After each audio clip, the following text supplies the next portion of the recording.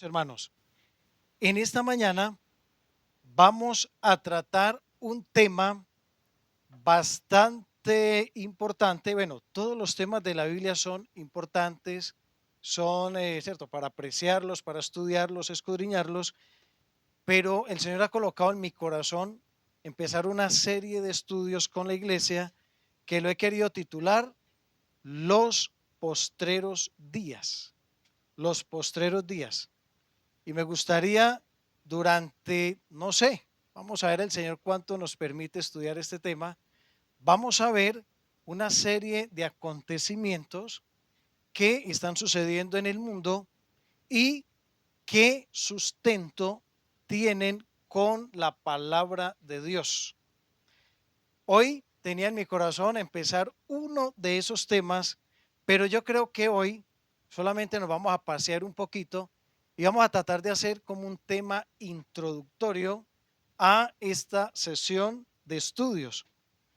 Hay una frase que aparece repetidamente en la Biblia y aparece tanto en el Antiguo Testamento como en el Nuevo. Y esa frase es los postreros días. Aparece en varias ocasiones. Y esto pues hace alusión a los eventos futuros y a las cosas que han de suceder pronto.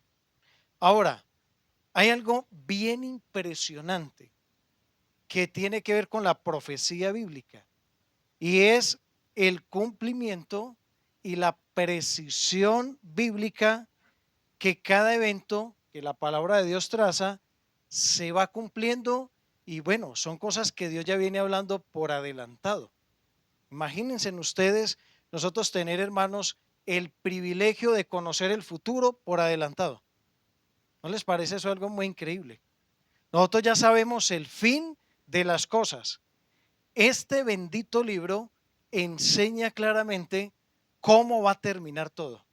Nos dice cómo inició todo, pero también nos va a ir enseñando cómo va a finalizar todas las cosas. ¿Saben por qué? Porque Dios no deja caer a tierra ninguna de sus palabras. Ahora, hay algo también bien interesante.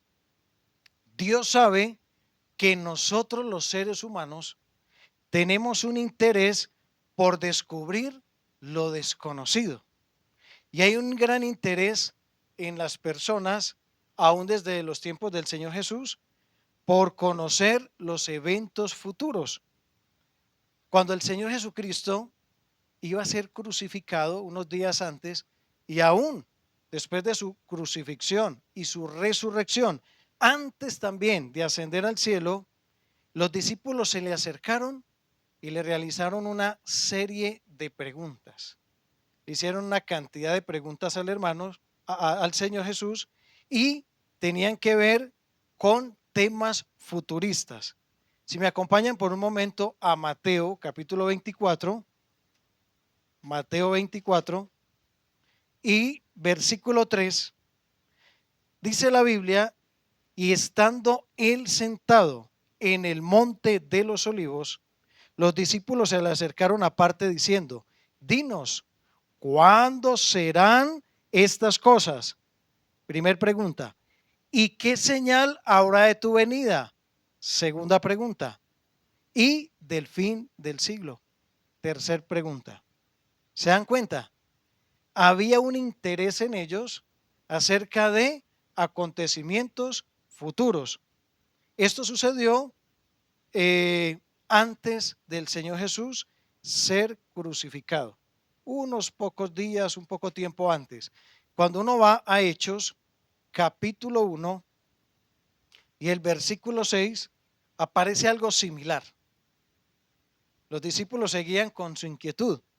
Miremos el versículo 6 de Hechos.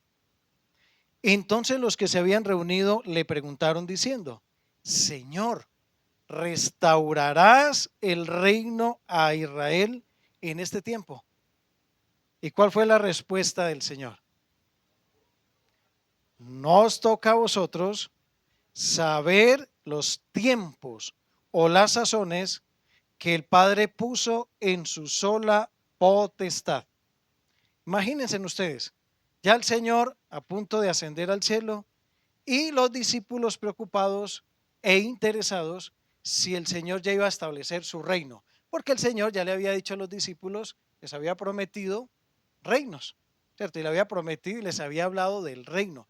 Y que yo me imagino a los discípulos allá cruzando de las manos. Ahora sí, el Señor murió, el Señor resucitó, ahora sí vamos a gobernar.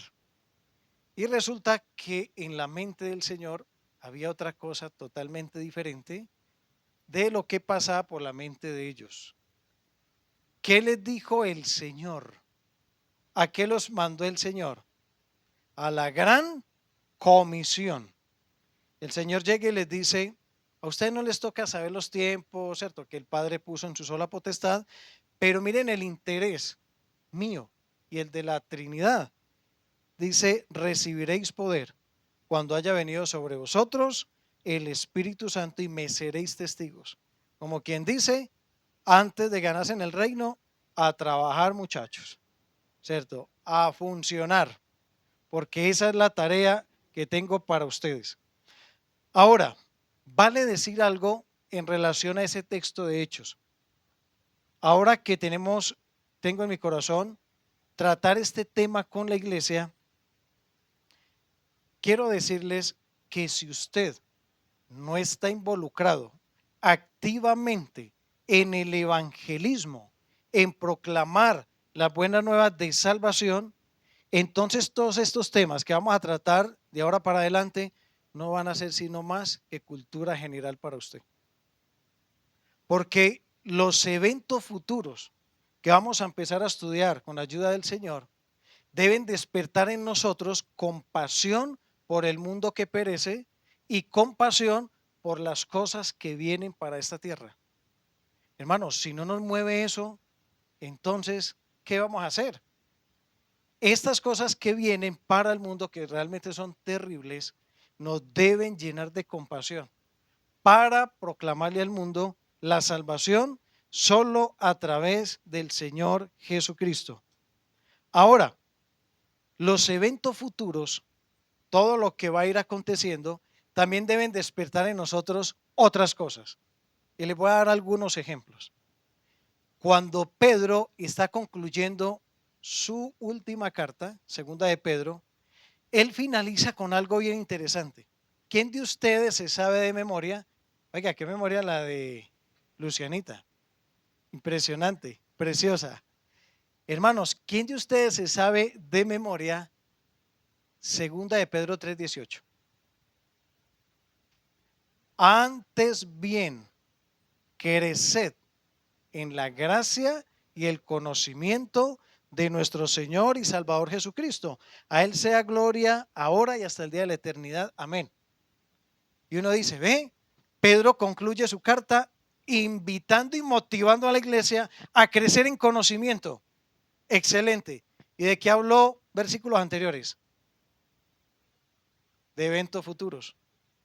Él venía hablando de eventos futuros, de la apostasía. Es más, en ese mismo capítulo habla de la destrucción de la tierra. ¿Cómo va a arder todo esto un día? Y sin embargo, esos eventos deben motivar a la iglesia ¿a qué? A seguir escudriñando la Biblia, a seguir conociendo más del Señor. O sea que estos estudios que vamos a tener nos deben motivar. Uno, ¿a qué? A evangelizar. Dos, ¿a qué más? A crecer en el conocimiento de Dios. Tres, ¿qué dice Hebreos 10:25?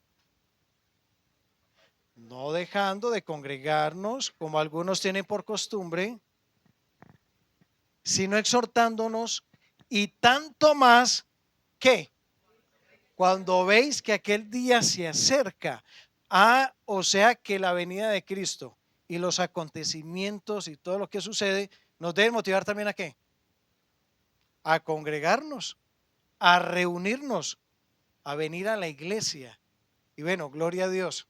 Aquí en la iglesia a los hermanos, bueno, se les anima a congregarse, pero lo hacen, ¿cierto? Es hermoso ver un miércoles, un tiempo de oración, los ayunos han crecido, gloria a Dios por eso, la gloria sea para el Señor. La gente está animada, qué bonito por eso. Y bueno, puede ser porque ya están viendo todo lo que está aconteciendo, ¿cierto? ¿En qué más debemos de crecer sabiendo que el regreso del Señor está cerca? Primera de Tesalonicenses 1, 9 y 10. Recuerden que esto es solo un estudio introductorio. Hoy vamos a ver algunas cosas así generales y en una próxima vamos a empezar a ver otros temas. Dice, porque ellos mismos cuentan de nosotros la manera en que nos recibisteis y cómo os convertisteis de los ídolos a Dios para servir al Dios vivo y verdadero y esperar de los cielos a su Hijo, al cual resucitó de los muertos, a Jesús, quien nos libra de la ira venidera. ¿Qué se relaciona aquí con la venida de Cristo? El servicio. Para que sirváis al Dios vivo y verdadero. Y luego dice, y esperar a su Hijo. O sea que esperar no es sinónimo de sentarnos y cruzarnos las manos. Estamos viendo cantidad de cosas que de una u otra manera nos hablan de que Cristo viene pronto. Entonces, ¿qué hacemos? Número 1, evangelizar. Número 2, crecer en conocimiento. Número 3, congregar. Número 4, servir al Señor. Servirle al Señor. Número 5, Primera de Juan 3, 2 y 3. ¿Qué nos dice Primera de Juan 3, 2 y 3? Habla de, amados, ahora somos hijos de Dios y aún no se ha manifestado lo que hemos de ser. Pero sabemos que cuando Él se manifieste, hablando de su venida, seremos semejantes a Él porque le veremos tal como Él es. Lo que Jorgito nos decía en apertura, ¿cierto? Hablando del cuerpo que vamos a recibir, cuerpo glorioso. Seremos semejantes a Él. ¿Y el que sigue? Y todo aquel que tiene esta esperanza en Él. ¿Cuál esperanza? La de su venida. Se purifica a sí mismo así como Él es puro. ¿Qué debe producir en nosotros los postreros días? Santidad. Santidad, pureza, limpieza de corazón, de mente, de actos. Hermanos, es evidente, es notable que muchas cosas están sucediendo. La maldad de los hombres aumenta. La ciencia aumenta. Las catástrofes naturales. El ateísmo. La frialdad de las personas. Todo eso va en un incremento impresionante. Ahora, el objetivo con este estudio no es solamente llenar entonces nuestra mente con información, sino que mi oración, hermanos, mi oración al Señor es que la iglesia se consagre al Señor Jesús, le sirva con todo su corazón y que estas 5 cositas que vimos breves las tengamos presentes. Amén. Amén. Bueno, vamos a pasar a una segunda diapositiva y miren un texto que dice la Biblia en Lucas 12. Perdón, Mateo 24, porque se repite en Lucas, pero quiero más bien leer el de Mateo. Mateo 24, 46.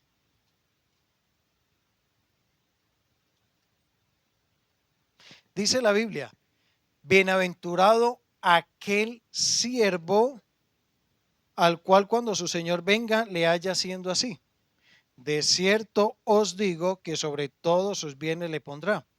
Pero si aquel siervo malo dijere en su corazón, mi Señor tarda en venir, y comenzar a golpear a sus consiervos y a comer y a beber con los borrachos, vendrá el Señor de aquel siervo en día que éste no espera y a la hora que no sabe. Y lo castigará duramente y pondrá su parte con los hipócritas. Allí será el lloro y el crujir de dientes. Aquí se compara la venida del Señor Jesucristo. Obviamente es el evento de su segunda venida en gloria, pero tiene mucha relación con a la venida de Cristo también. El Señor va a venir de sorpresa. Hermanos, ¿y cómo nos va a hallar? ¿A ustedes alguna vez los ha llegado a sorprender el jefe haciendo nada? Ay, qué pena, ¿cierto? Que llegue el jefe y lo encuentre uno ahí. Me gusta mucho algo que cuenta el hermano Armando. Me gusta mucho. Estaban los trabajadores ahí, de pie, conversando, entretenidos, como suele suceder muchas veces, ¿cierto? Estaban entretenidos por allá en otro mundo y de un momento a otro uno de ellos cae en cuenta. ¡Ah! Qué pena donde venga el jefe y nos encuentre aquí parados. Entonces, ¿qué hicieron? Se sentaron. Hermanos, qué pena que venga el Señor Jesucristo. Bueno, ese es del hermano Armando. Qué pena que venga el Señor Jesucristo y halle a su iglesia dormida, así como ese hombre que hay ahí, relajada, desconectados. ¿Cómo hay que estar? Trabajando, produciendo, sirviéndole al Señor. Hermanos, pensemos nada más y nada menos que el Señor Jesús está pronto para venir, está pronto para regresar. En cualquier momento Él va a aparecer. ¿Y será que tenemos de pronto asunticos por ahí sin resolver? Viviendo en la práctica oculta de algún pecado, tal vez con rencor en el corazón, tal vez con celos, con odio, con envidias, con conflictos que no se han podido resolver, infidelidades, temas secretos. ¿Cómo nos va a hallar el Señor? Si Él viniera hoy, estaríamos preparados. ¿Qué produce en nosotros el conocimiento de que Cristo va a regresar pronto? Yo pienso en dos cosas. O produce paz o produce pena. Y lo podemos decir de otra manera. Produce tranquilidad o produce temor. ¿Qué experimenta usted sabiendo que el Señor pudiera venir hoy?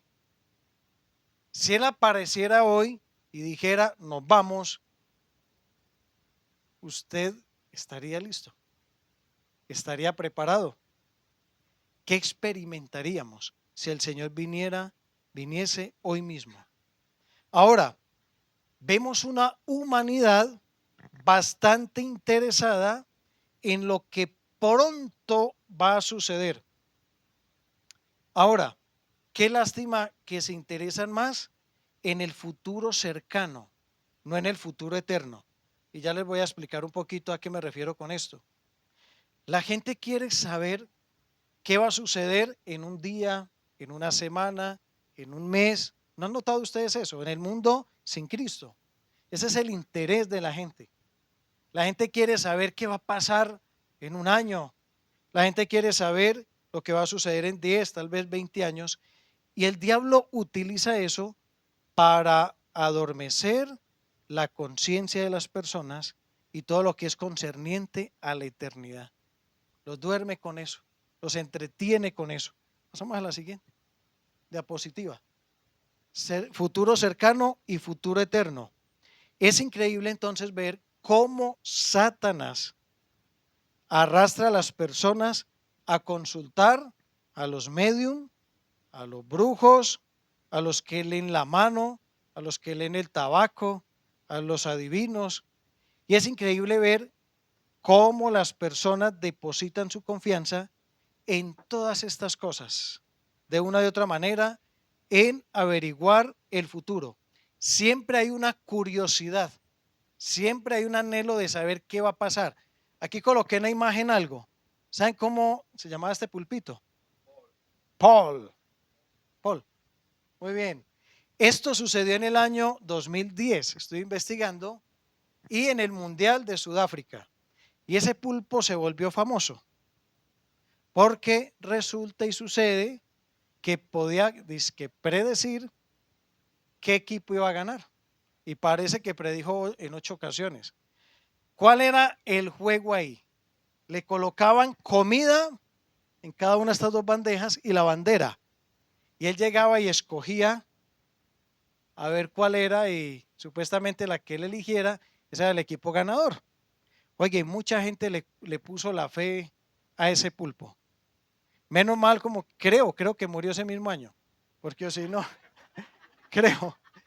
¿Y saben ustedes por qué Colombia perdió? ¿Saben ustedes por qué no acertó con Colombia? Hombre, le colocan una bandeja paisa y el pulpo era vegetariano. Entonces, hermanos, ¿cómo le iba a escoger el pulpo? Hermanos, es increíble la gente cómo pone la confianza en cosas tan vanas, tan simples, cartas, todo eso. Ahora, coloqué ahí una imagen de los Simpson. Y ustedes dirán, ¿y eso es tan raro? ¿Por qué está ahí? No sé si ustedes han escuchado, pero los Simpson, hay gente que le viene que se colocando la fe a sus muñecos. La fe a los Simpson. ¿Y saben por qué? Porque los Simpson vienen dando una cantidad de predicciones, se vienen cumpliendo, y por aquí escribí algunas. Según ellos, pudieron predecir algo que sucedió con Donald Trump, una corrupción que hubo en la FIFA, unos capítulos antes de que eso sucediera, los Simpsons sacaron eso. La caída de las Torres Gemelas, increíble. La invasión a Ucrania, creo que tienen un... Ahora, no se me vayan a ir ahora a ir a ver eso. La lesión de Neymar, el viaje a Marte con Elon Musk y otros eventos donde yo les digo algo, estoy absolutamente seguro que lo que ahí se ha movido son seres demoníacos. Eso es lo que se ha movido ahí, que conocen, que saben, que escuchan. Ustedes sabían que los demonios se mueven, la Biblia lo dice por dónde se mueven, príncipe de la potestad del aire. Ellos están operando. Usted y yo no los vemos porque ellos son seres espirituales, pero ese mundo que usted y yo no vemos es real, tanto de ángeles que aman y honran a Dios, como de seres espirituales malos y caídos que andan sueltos. Hay muchos demonios sueltos. ¿Y qué hacen ellos? Bueno, sencillamente ellos se pueden meter a cualquier lado, escuchar conversaciones y luego van de alguna manera por medio de todos estos ritos, ¿cierto? Y toda esta brujería que existe y van y le susurran a otros y les van contando. Entonces la gente cree que son predicciones y mentira que son sucesos que están sucediendo, que ellos los conocen y luego van y le cuentan a las personas, así como a los autores de este programa. Es increíble. ¿Y saben algo? Los Simpson sacaron un programa ya del rapto de la iglesia. No sé si alguno había escuchado de eso, pero ya tienen un capítulo donde la gente desaparece y donde sucede. Pero ¿sabe qué es lo triste? Obviamente, pues, ¿qué más se va a esperar? Pero lo hacen de una manera burlona, porque el objetivo que se ha trazado un programa como esos, y ojo padres, ¿qué ven ustedes? Porque una vez se dice, ay, ¿qué le dejan ver a los niños? Pues los papás son los primeros que se sientan a ver eso, ¿cierto? Esos muñequitos se han trazado un objetivo, burlarse de cualquier cosa, de todo lo que es autoridad, empezando por Dios, por la Biblia. Dicen unas burlas terribles, una blasfemia, eso se llama una blasfemia, blasfemar contra Dios. Han sacado un capítulo que ya por adelantado hablan del rapto de la iglesia.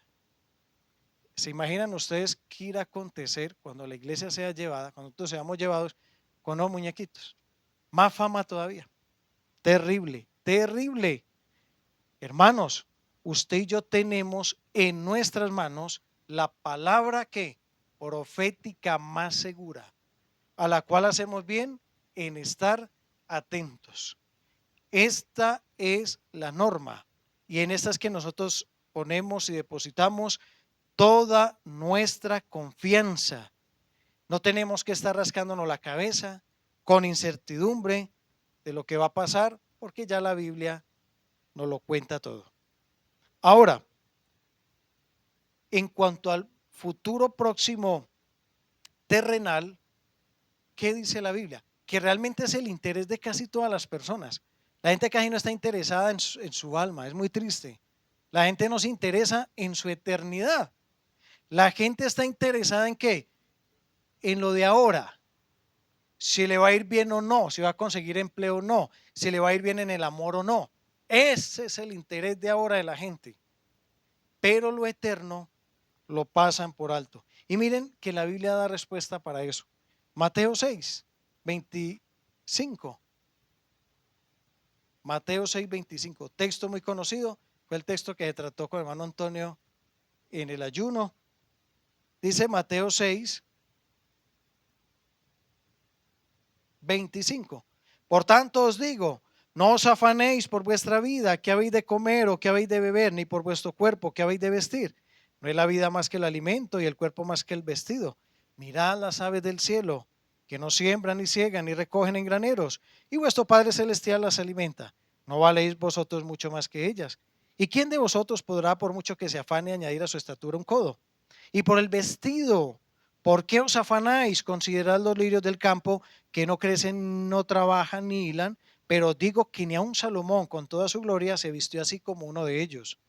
Y si la hierba del campo que hoy es y mañana se echa en el horno, Dios la viste así, ¿no hará mucho más a vosotros, hombres de poca fe? No os afanéis, no dice no os ocupéis. Hay gente que malinterpreta esto. Ay, no, yo no trabajo ni hago nada porque la iglesia dice que no me afane. No dice no os afanéis, pero no nos ocupéis. Claro que nos tenemos que ocupar.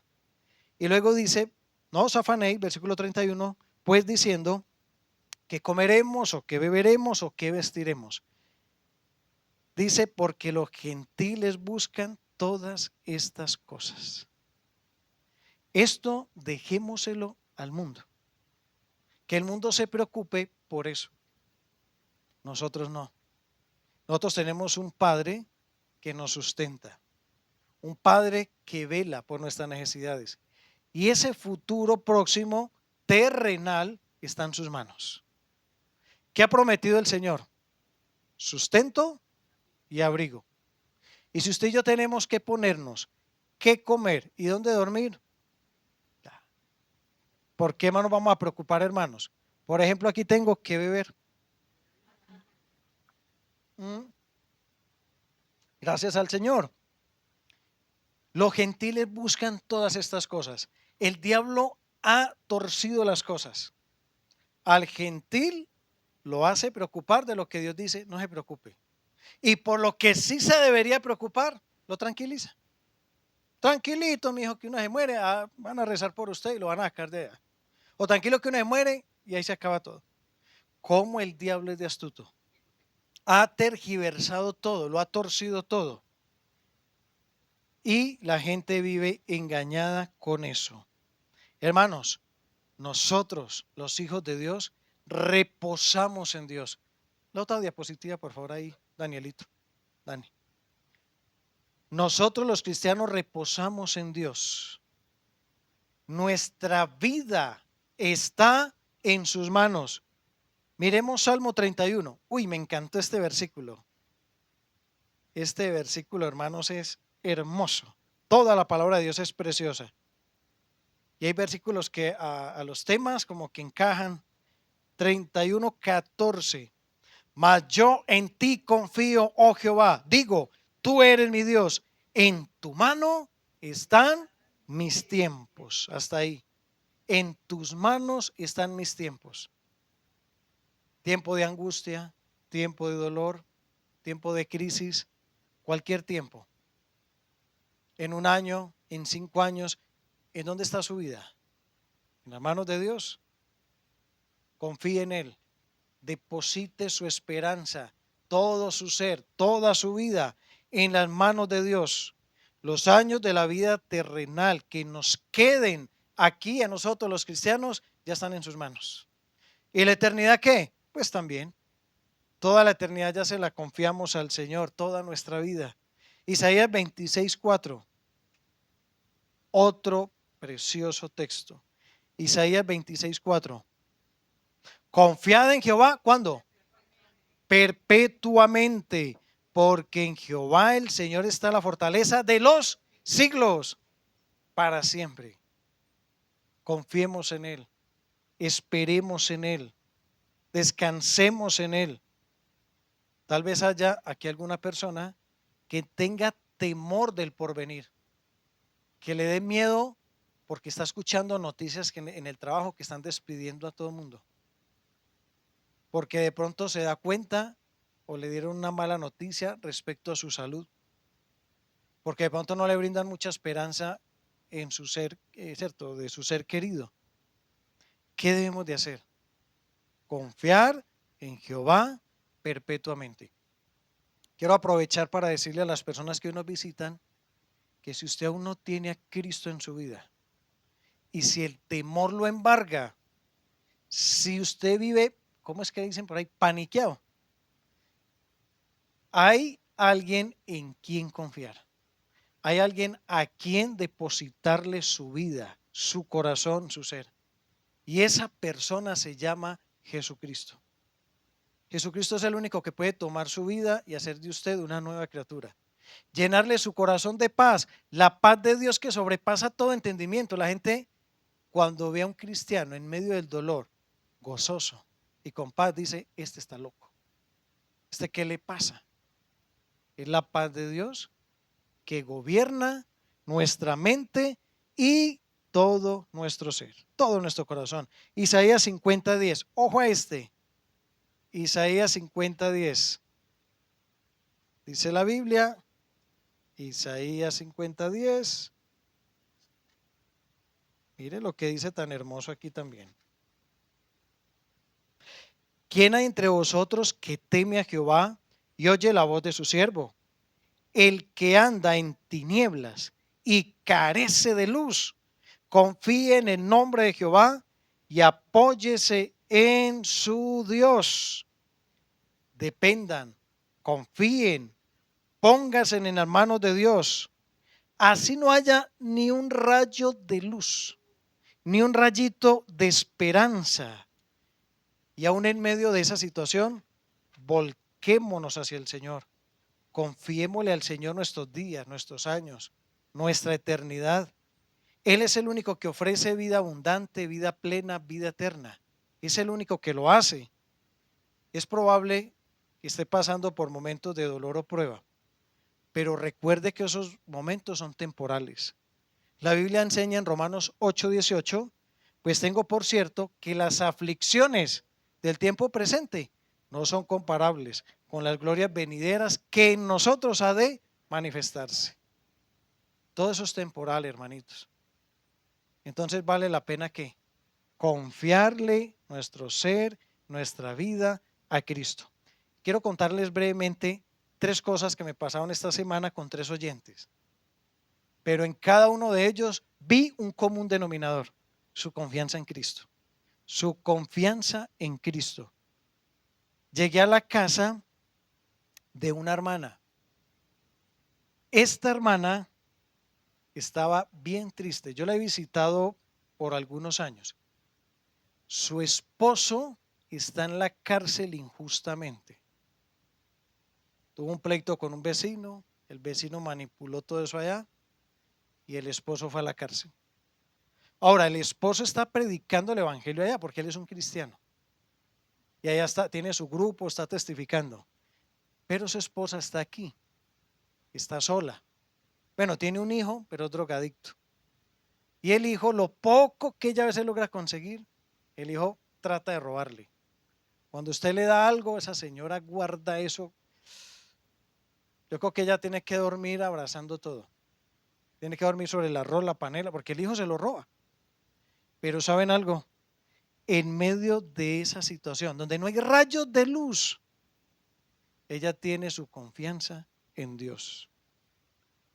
Visité a otra hermana que, una mujer de Dios, impresionante esa mujer de Dios, en un barrio arriba que se llama Villatina. Una abuelita, tenía a su hijo de 49 años. Ese hijo trabajaba y la sustentaba a ella. Dios usaba a su hijo. Su hijo cristiano era un tremendo hombre de Dios, pero se alejó de Dios. Y el hombre intentó regresar y nada, al parecer, según me cuenta ella, Dios lo disciplinó y se lo llevó. Hace 4 meses su hijo murió y ella quedó ahí, sola, con sus necesidades, con los pagos, pero con una confianza en Dios. Me dijo, Él es el que me sustenta. Yo llevo 4 meses ya sin mi hijo y dígame, pregúnteme si tengo algo alcanzado. La factura, no tengo todo el día.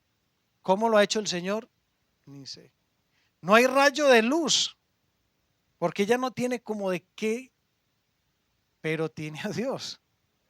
Tiene a quien aferrarse, a la roca. Y ella me dice, milagrosamente, aquí aparece mi comida todos los días. Y visité otro hermano que tenía un hermanito y era su compañía. Y su hermano falleció. Quedó solo. Tiene una tiendita, hermanos, que da pesar. Nadie le compra. Está tan mal que hasta los cuadernos se le vencieron. ¿Saben, hermanos? Y resulta de que este hermanito, en medio de esa situación tan triste, tan trágica, él dice, tengo a Cristo. Y él a mí no me va a desamparar. Tiene una enfermedad. Se le vino todo encima. Su futuro terrenal inmediato, el de estos hermanos, están en las manos de Dios. Su futuro está en las manos de Dios. Usted confía en Él como vi que confiaban estos hermanos. Para mí fue una lección impresionante. Todos ellos seguían confiando en Dios en medio de todas estas situaciones. Realmente conmueve ver estos cuadros, pero también anima verlos con su fe intacta en Cristo. No los mueve nadie. Y usted los ve ahí sólidos sobre la roca que es Cristo. Amén. Señor nos ayude. Hermanitos, vamos a ver brevemente un texto. Ya con esto terminamos. Primera de Tesalonicenses, capítulo 5.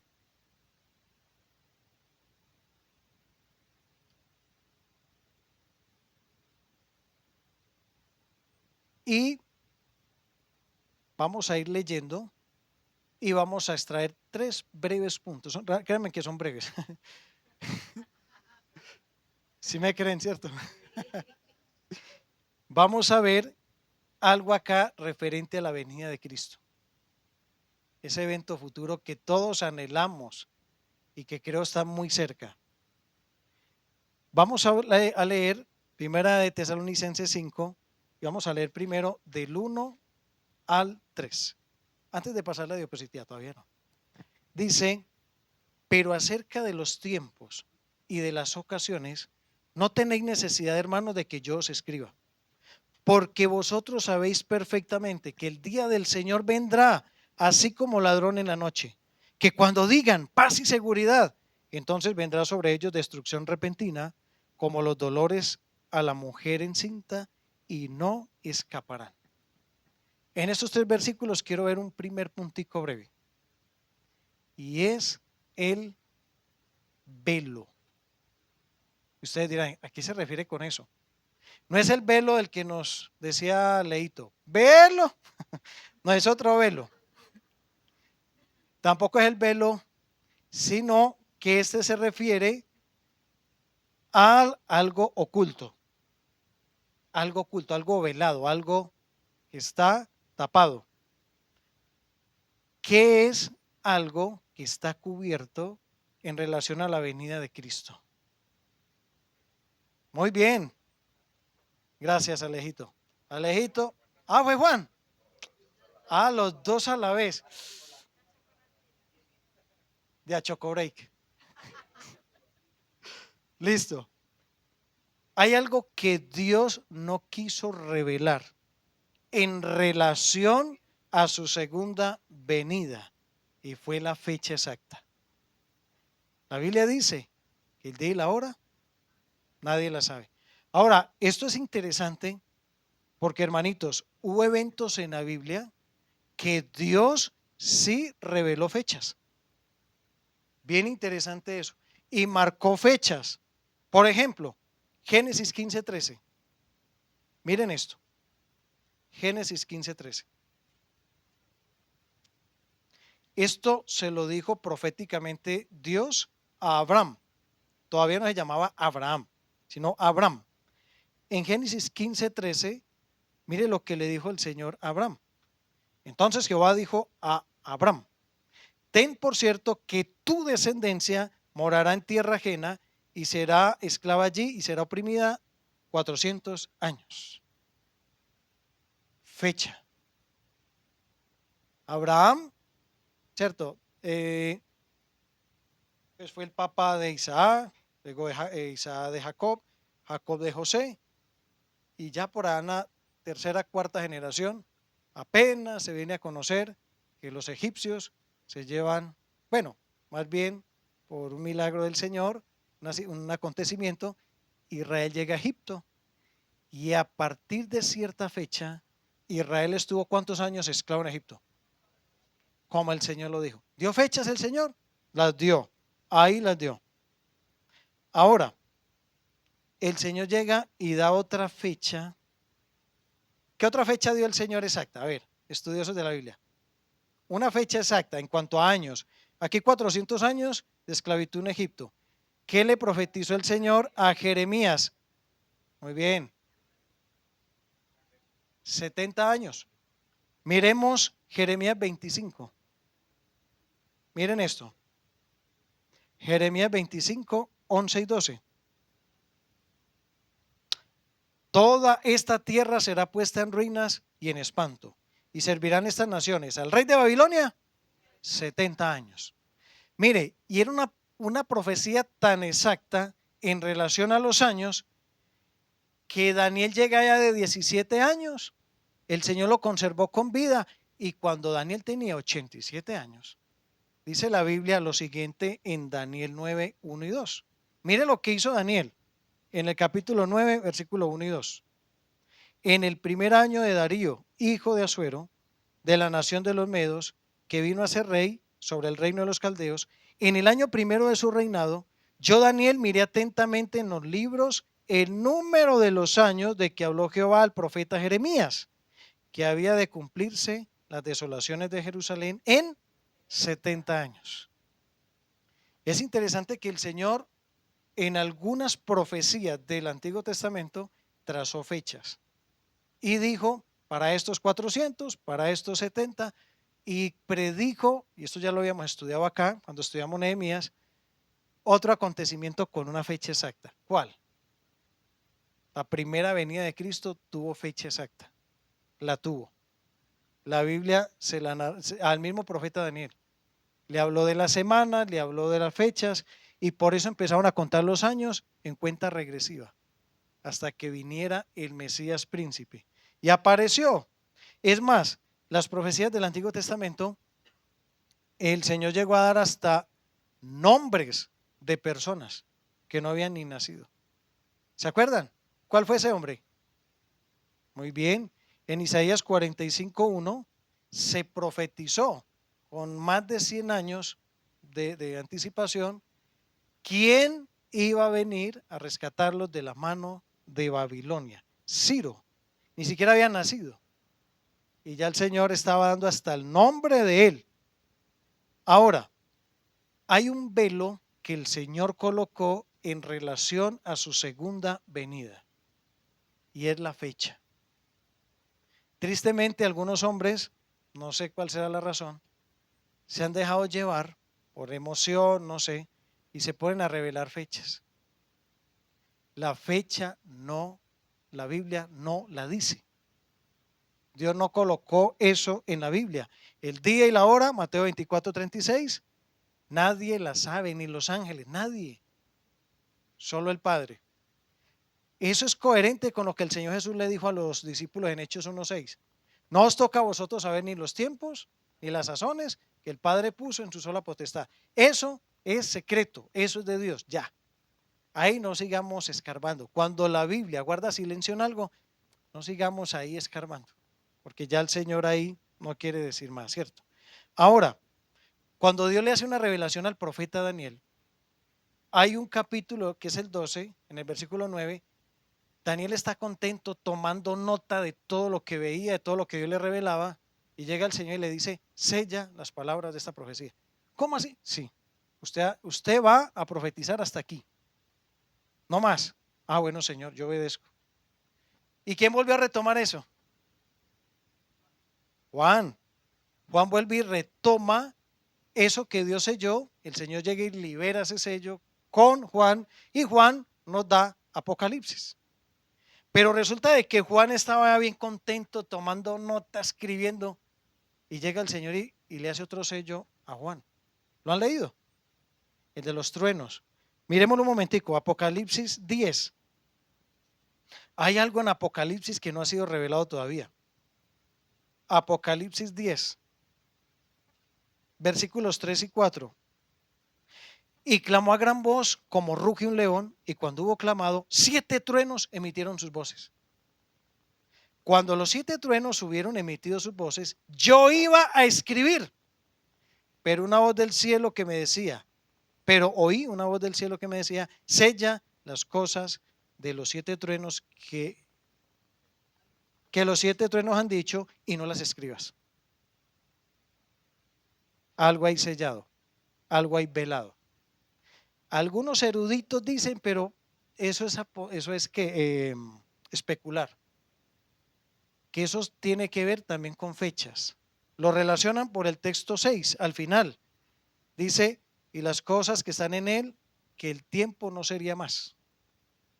Puede ser, pero no especulemos, porque si la Biblia no lo dice, ¿cierto? Algunos dicen eso, dicen, no, probablemente esos truenos lo que tenían era fechas de acontecimientos.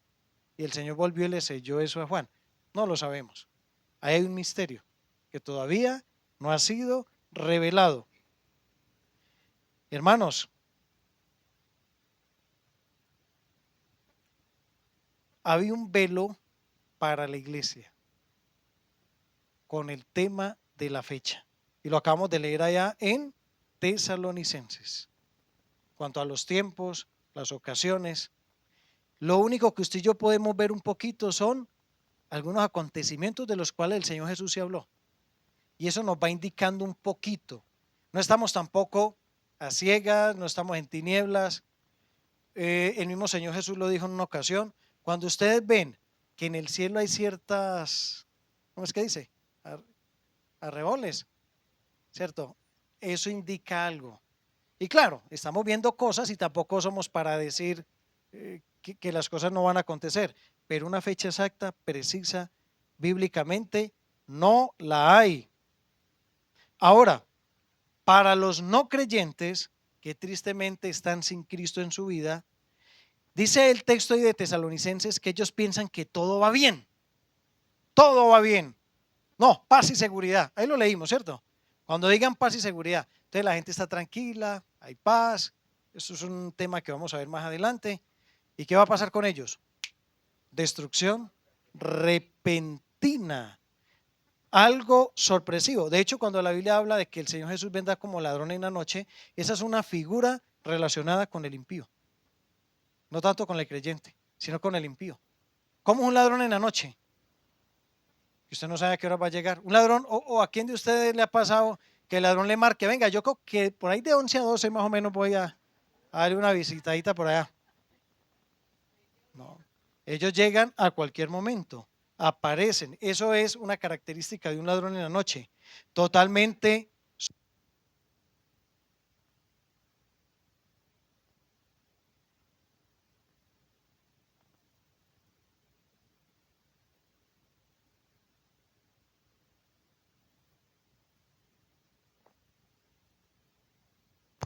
Ahí, ¿qué tal? ¿Se escucha bien? Ah, yo creo que este está hasta mejor que el otro, ¿no? Claro, esa es la ventaja. Y noten ustedes que hay en Tesalonicenses, dice 5:3, hay algo bien interesante ahí. Son cositas que la Biblia arroja. Que cuando digan paz y seguridad, entonces vendrá, ¿sobre quién? ¿Sobre nosotros? Ah, sobre ellos. ¿Se dan cuenta? Por eso creemos que la iglesia no pasa por la tribulación. La destrucción, el dolor, el sufrimiento vendrá tristemente sobre el mundo que rechaza a Cristo. Bueno, vamos al segundo. Yo dije que era breve y parece que no lo va a cumplir. Bueno, vamos al segundo. Versículos 4 al 8 de Primera de Tesalonicenses 5. Mas vosotros, hermanos, no estáis en tinieblas para que aquel día os sorprenda como ladrón. Porque todos vosotros sois hijos de luz e hijos del día, no somos de la noche ni de las tinieblas. Por tanto, no durmamos como los demás, sino velemos y seamos sobrios. Pues los que duermen de noche, duermen. Y los que se embriagan, de noche se embriagan. Pero nosotros somos del día, seamos sobrios, habiéndonos vestido con la coraza de fe y de amor, y con la esperanza de salvación como yelmo. Ahora, aquí está hablando de un segundo punto. Si el primero es el velo, el segundo es ¿qué? Por la V, velad. Yo lo quise poner más bien vigilancia. La vigilancia. Hermanos, no puede ser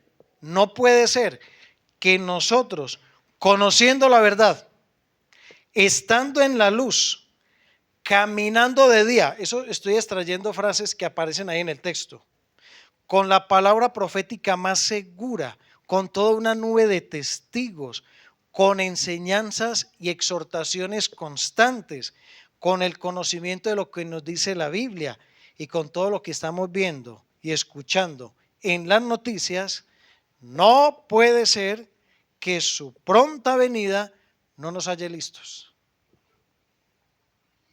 Hay que estar velando, hay que estar vigilantes. ¿Saben algo? Las empresas están utilizando mucho cámaras. Cámaras. Inicialmente las empezaron a utilizar porque tal vez en los sectores donde tenían su empresa o cierto, su lugar de trabajo, merodeaban por ahí algunos ladrones, pero se toparon con una sorpresa. ¿Saben cuál? Que los propios empleados eran los ladrones. Y por eso es que hoy en día las cámaras, usted ya las veis que encima de la caja registradora. O la cámara la tienen en un lugar del pasillo donde constantemente están moviendo los empleados. Increíble. Los ladrones estaban dentro y tenían cámaras. Y se ha contado, ¿cierto?, que se han robado herramientas, cuadernos, hojas de blog, harina, mantequilla por las panaderías. Todo eso se lo alzaban, hermanos. Hermanos, que el mundo no espere al Señor Jesucristo es triste y es doloroso, pero es lo normal. Pero que la iglesia no esté velando, que la iglesia no esté prevenida, que la iglesia no esté atenta, si es que tenemos la verdad. Ahí dice en el texto que usted y yo no somos ni de las tinieblas, ni de la noche, y ojo, ni tampoco estamos desnudos. ¿Lo leyeron? Versículo 8. Tampoco estamos desnudos. Ahí habla de ceñir nuestra mente, nuestro corazón. Habla del ¿qué? Yelmo y de la coraza. El yelmo y la coraza cubren órganos vitales. El yelmo y la coraza están cubriendo los órganos vitales del cuerpo humano, en este caso del cristiano. Hermanitos, que venga el Señor Jesucristo y no nos halle en medio de su voluntad, con plena confianza en Él. Que el Señor llegue y nadie le esté esperando. Triste y doloroso. Que el Señor nos ayude, hermanos. Que cuando Él venga, nuestro corazón esté anhelando su regreso. Amén. Amén. Tercero y último, versículos del 9 al 11 de Primera de Tesalonicenses 5. Porque no nos ha puesto Dios para ira, sino para alcanzar salvación por medio de nuestro Señor Jesucristo, quien murió por nosotros, para que ya sea que velemos o que durmamos, vivamos juntamente con Él, por lo cual animaos unos a otros y edificaos unos a otros, así como lo hacéis. Por la letra V. Ahí la dijeron. Usted ya la leyó. Venga, es victoria, la victoria. Vamos allá a la última diapositiva. Dios nos libra de la ira venidera. Realmente de eso es que Dios nos salva, de su ira, de los juicios terribles que vienen para el mundo, de la condenación eterna. De todo eso nos libra y nos guarda el Señor. y nos brinda una salvación tan grande que usted y yo ni siquiera alcanzamos a dimensionar. Las cosas que Dios tiene preparadas para los que le amamos, hermanos, ni en nuestra mente caben. Lo más hermoso también de todo esto es que esa salvación, hermanos, es segura y solamente a través del Señor Jesucristo. Una victoria completa, un futuro o un porvenir glorioso, un futuro en sus manos, porque no lo dio, y en nuestras manos, porque usted y yo lo recibimos. Este sí es un seguro de vida. Y yo le pregunto a las personas que hoy nos visitan, ¿usted ya tiene el tiquete de entrada al cielo? ¿Usted ya le confió su alma al Señor Jesucristo? ¿Usted está seguro que si Dios hoy lo llamara a cuentas, se iría a su presencia? ¿Sería salvo? ¿O dónde va a pasar usted su eternidad? Y para el creyente, la Biblia dice en 2 Corintios 7:1, así que amados, puesto que tenemos tales promesas, limpiémonos de toda mancha, de toda contaminación. Y también dice, perfeccionando la santidad en el temor de Dios. El Señor nos ayude, amados hermanos. El Señor guarde nuestros corazones. Anhelemos su venida y procuremos cada día ser agradables al Señor. Para la próxima, Dios mediante, vamos a empezar a continuar esta serie y vamos a tratar un tema bien importante, la apostasía. Vamos a empezar por ahí. ¿Qué dice la Biblia en relación a la apostasía en estos últimos tiempos? Antes de orar, me gustaría que me colaboren con una canción que tenemos ahí muy hermosa, para que meditemos un poquito en ella, que habla de la venida de Cristo.